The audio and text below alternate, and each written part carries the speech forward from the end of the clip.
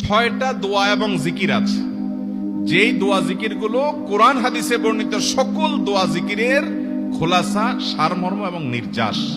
এই 6টাকে যদি কোনো মুসলমান নিয়মিত আঁকড়ে ধরে, তাহলে কোরআন এবং হাদিসের যত দোয়া এবং জিকির আছে কেমন যেন তার নির্যাসটা নিয়মিত সে আমল করলো। বলবো সেগুলা। এই 6টা দোয়া এবং জিকিরের মধ্যে সর্বপ্রথম হলো নবী করিম সাল্লাল্লাহু আলাইহি সাল্লামের প্রতি দুরূদ প্রেরণ করা। নবীজি সাল্লাল্লাহু আলাইহি সাল্লামের প্রতি দুরূদ প্রেরণ করার আমল এরকম আমল, আপনি যদি সারা দিনে শুধুমাত্র নবীজির প্রতি দুরূদ প্রেরণ করার আমলটাই জিকির হিসাবে সবচেয়ে বেশি করেন, দোয়া হিসাবে যদি এটাই আপনি সারাদিন করতে থাকেন, তো আপনার জন্য যথেষ্ট হবে। আল্লাহর কাছে আর কিছু না চাইলেও চলবে, আর কিছু না চাইলেও চলবে। দুরূদ মানে হলো নবীজির জন্য দোয়া করা। ভাই, আল্লাহ তার হাবিবকে রহম করবেন, আপনার আমার দোয়ার দিকে আল্লাহর তাকানোর কোনো ঠেকা আছে? নবীজি কি আমাদের দোয়ার কোনো মুখাপেক্ষী? কিন্তু আমরা তার জন্য দোয়া করলে ওই চান্সে আল্লাহ তাআলা আমাদের প্রতি অনুগ্রহ করবেন। একবার না, আপনি নবীজির প্রতি একবার রহমতের দোয়া করবেন, একবার দুরূদ পাঠ করবেন। মান সাল্লা আলাইয়া মাররাতান সাল্লাল্লাহু আলাইহি আশারা। নবীজি সাল্লাল্লাহু আলাইহি সাল্লাম বলেছেন, একবার আমার জন্য তোমরা দোয়া করলে, আমার প্রতি দুরূদ পাঠ করলে, আল্লাহ তাআলা তোমাদের জীবনে 10 বার 10 জায়গায় 10 টাইমস তোমাদের উপরে আল্লাহ তাআলা অনুগ্রহ করবেন। আপনি টেরও পাবেন না কত জায়গায় আল্লাহ অনুগ্রহ করেছেন। আল্লাহ বাঁচাই দিয়েছেন, একটুর জন্য শেষ হয়ে যান নাই। ওই যে দুরূদ পড়ছেন, আল্লাহ তাআলা রক্ষা করছে, আপনি খবরও নাই। আল্লাহ তাআলা আপনার প্রতি বিশাল একটা দান করছে, আপনি লক্ষ্য করেন নাই। ওই যে দুরূদ পড়ছেন একবার, 10 বার রহমত হবে। এভাবে যত দুরূদ পড়বে সে তত রহমত এবং অনুগ্রহ পাবে। এক সাহাবী বলেছেন, ইয়া রাসূলুল্লাহ, আমি আমার দোয়ার কত অংশ আপনার জন্য রিজার্ভ রাখবো? আমি তো আল্লাহর কাছে অনেক কিছু চাইবো, অনেক কিছু নিবেদন করব, আপনার জন্য যেন আল্লাহ রহমত নাজিল করে, এটাই হলো দুরূদ। এই দুরূদটা আমি কি পরিমাণ রাখবো? 4 ভাগের 1 ভাগ, 3 ভাগের 1 ভাগ, অর্ধেক? এরপরে সাহাবী বলছেন, আসলে যদি সবগুলোই করি, উনি এক একটা পার্সেন্টেজ বলছেন, আর নবী করিম সাল্লাল্লাহু আলাইহি সাল্লাম বলছেন যে, তাকে বুঝাচ্ছেন যে আরো বেশি করতে পারলে ভালো হয়। তো সাহাবী বাড়াইতে বাড়াইতে শেষ পর্যন্ত বলেন যে, আমার দোয়া যদি সবগুলো আপনার জন্য করি, আমি যদি আর কোনো দোয়া না করি, শুধু আপনার জন্যই দোয়া করি। নবী করিম সাল্লাল্লাহু আলাইহি সাল্লাম তাকে সুসংবাদ দিলেন যে, তাহলে তোমার আর কোনো সমস্যা থাকবে না, সব সমস্যা দূর হয়ে যাবে, তোমার কোনো পেরেশানি থাকবে না। ভাইরা আমার, দুরূদের আমল এমন একটা আমল যে আপনার জীবনে কোনো বিপদ, কোনো মুসিবত, কোনো পেরেশানি, কোনো সমস্যা দেখা দিয়েছে, আপনি যদি দুরূদ পড়তে থাকেন, কোনো কিছু মনে আসছে না, অনেক সময় ছাত্র জিজ্ঞেস করে, ভাই পরীক্ষার হলে পড়া ভুলে গেছে, কি করবো? আমাকে দুরূদ পড়া শুরু করেন। আরবদেরকে দেখা যায় কোনো কিছু ভুলে গেলে তারা বলে আল্লাহুম্মা সাল্লি আলা মুহাম্মদ, আল্লাহুম্মা সাল্লি আলা মুহাম্মদ, এটা শুরু করে তারা। কারণ নবী করিম সাল্লাল্লাহু আলাইহি সাল্লাম এর হাদিস থেকে স্পষ্টভাবে, একটি নয় বহু হাদিস থেকে প্রমাণিত, যে ব্যক্তি দুরূদটা নিয়মিত পাঠ করবে, সালাত আলা নবীটাকে যে ব্যক্তি আঁকড়ে ধরবে, সব সময় তার মুখ থেকে সালাত সালাত সালাম চলতে থাকে, এই ব্যক্তির সকল গুনাহ আল্লাহ মাফ করে দিবেন, সকল পেরেশানি আল্লাহ তাআলা মুক্ত করে দিবেন। ভাইরা আমার, দুরূদের আমলটা এত গুরুত্বপূর্ণ আমল, এটা আমরা করি এখন। অনেকে আছেন যে আনুষ্ঠানিকতা যখন থাকে দুরূদের, মিলাদের, তখন একটু সালাত আলা নবী যেভাবে করেন, আর বাকি অনেকে আছেন যেগুলো করারও কোনো খোঁজ খবর নাই। দুরূদ বেশি বেশি করে পাঠ করবো তো ইনশাআল্লাহ। সবচেয়ে শ্রেষ্ঠ দুরূদ, সবচেয়ে উত্তম দুরূদ হলো দুরূদ ইব্রাহিম, যেটা নামাজে পড়েন। আর সবচেয়ে সংক্ষিপ্ত দুরূদ হলো সাল্লাল্লাহু আলাইহি ওয়াসাল্লাম। এছাড়া নবীজির প্রতি দোয়ামূলক যে কোনো দুরূদই আল্লাহর কাছে গ্রহণযোগ্য হতে পারে, যদি দুরূদের অর্থের মধ্যে, কথা বলার মধ্যে খারাপ কিছু না থাকে। দুরূদের নামে অনেকগুলো দুরূদ প্রচলিত আছে বিভিন্ন বই পুস্তকে, অমুক দুরূদ পড়লে অমুক এত নেকি হয়, বা অমুক দুরূদ পড়লে এতবার পড়লে ওই বিপদ দূর হয়। এগুলো কোনো হাদিস নির্দেশিত না, এগুলো হয়তো কারো তাজরিবা, অভিজ্ঞতা নির্ভর। কিন্তু হাদিস নির্দেশিত দুরূদ হলো দুরূদ ইব্রাহিম, আর সবচেয়ে সংক্ষিপ্ত দুরূদ হলো সাল্লাল্লাহু আলাইহি সাল্লাম।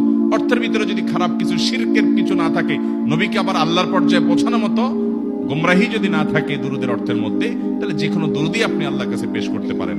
তাহলে 6টা দোয়া হলো কোরআন হাদিসের শত শত সহস্র দোয়ার নির্যাস এবং খোলাসা। তার 1 নম্বর হলো দুরূদের আমল। করবো না বেশি বেশি ইনশাআল্লাহ? আমার জীবনে বহুবার এমন হয়েছে, বহুবার এমন এমন বিপদ যে দেয়ালে পিঠ ঠেকে গেছে, এখান থেকে উদ্ধারের কোনো পথ আর চোখের সামনে দেখা যাচ্ছে না। আমি এই আমলটি, এর পাশাপাশি ইস্তেগফারের আমল, যেটা দ্বিতীয় নম্বরে বলবো আমি, এই দুটি আমল কন্টিনিউয়াসলি করে গেছে, হরদম প্রতি নিঃশ্বাসে নিঃশ্বাসে, বাস টয়লেটের টাইম বাদে বাকি ফুল টাইম এটা দুরূদ এবং ইস্তেগফার অব্যাহত রাখছে। আল্লাহ তাআলা এমন ভাবে অলৌকিক ভাবে উদ্ধার করেছেন যে আমার কল্পনায়ও আসে না যে এখান থেকে এভাবে হেল্প হতে পারে। ভাইরা আমার অভিজ্ঞতার 2 পয়সার কোনো মূল্য নাই। আমার অভিজ্ঞতা কি আসলো না আসলো এটাতে কিছু আসে যায় নাই। রহমাতুল লিল আলামিন আল্লাহর রাসূল, আল্লাহর নবী ওয়াদা করেছেন যে আপনার পেরেশানি দূর হবেই হবে ইনশাআল্লাহ। অতএব দুরূদের আমল বেশি বেশি করব না ইনশাআল্লাহ। নাম্বার 2, ইস্তেগফার। ইস্তেগফার এটাও বেশি বেশি করতে হবে, দুরূদও বেশি বেশি করতে হবে। দুরূদের ব্যাপারে নবী করিম সাল্লাল্লাহু আলাইহি সাল্লাম এক হাদিসে বলেছেন, আকসিরু আলাইয়া মিনাস সালাতি মিন ইয়াউমিল জুমআতি ওয়া লাইলাতিল জুমআহ। জুমার রাতে আর জুমার দিনে, অর্থাৎ বৃহস্পতিবার দিবাগত রাত আর জুমার দিন শুক্রবার, এই সময়গুলোতে তোমরা আমার প্রতি বেশি বেশি দুরূদ পাঠ করো। এই যে নবীজি বলছেন বেশি বেশি পাঠ করো, তাহলে দুরূদটা বেশি বেশি পাঠ করতে হবে। ঠিক একই ভাবে 2 নম্বর যেটা, দ্বিতীয় আমল যেটা ইস্তেগফার, এটাও বেশি বেশি করতে হবে।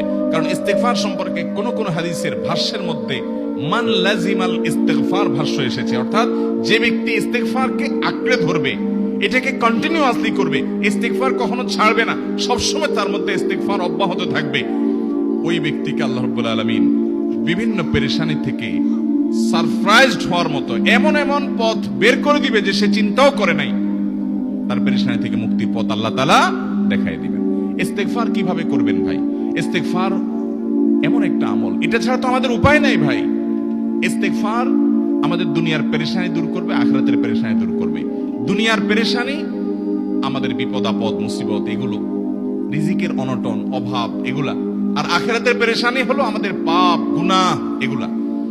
কোরআনে কারিমে আল্লাহ রাব্বুল আলামিন সূরা নূহের মধ্যে আল্লাহ নবী নূহ আলাইহিস সালাম তার সম্পর্কে বলছেন, ফাকুলতুস্তাগফিরু রাব্বাকুম ইন্নাহু কানা গাফফারা ইউরসিলিস সামাআ আলাইকুম মিদরারা ওয়া ইউমদিদুকুম বিআমওয়ালিন ওয়া বানিন ওয়া ইয়াজআল লাকুম জান্নাতিন ওয়া ইয়াজআল লাকুম আনহারা।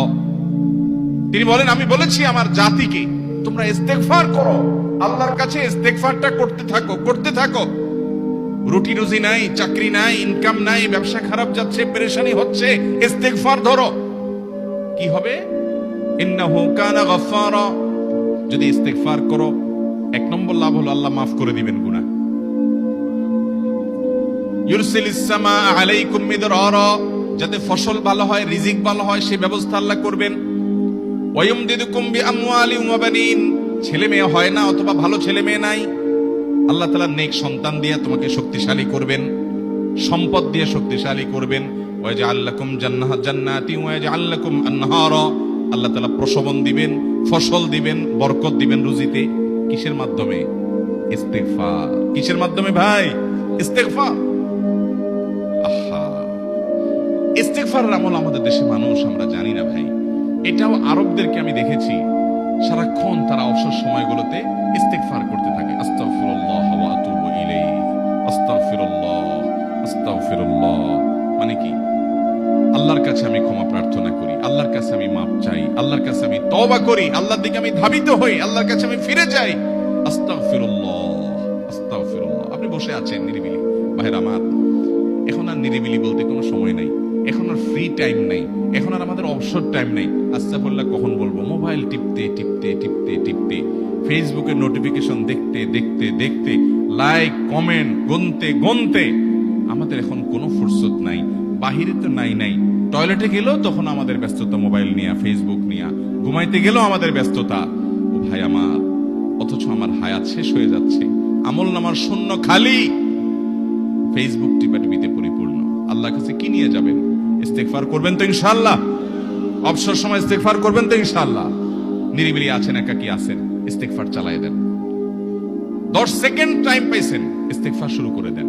ডাক্তারের কাছে গেছেন, ওয়েটিং এ আছেন, বসে আছেন, ইস্তেগফার করতে থাকেন। সিরিয়াল আছেন কোন কাজের, ইস্তেগফার করতে থাকেন। ডিউটিতে যাচ্ছেন, গাড়িতে, বাইসাইকেলে, বাইকে, যে কোনো ভাবে পায়ে হেঁটে ইস্তেগফার করতে থাকেন। যে কোনো অবসরের সময়গুলোকে ইস্তিগফার দিয়ে পরিপূর্ণ করে দেন।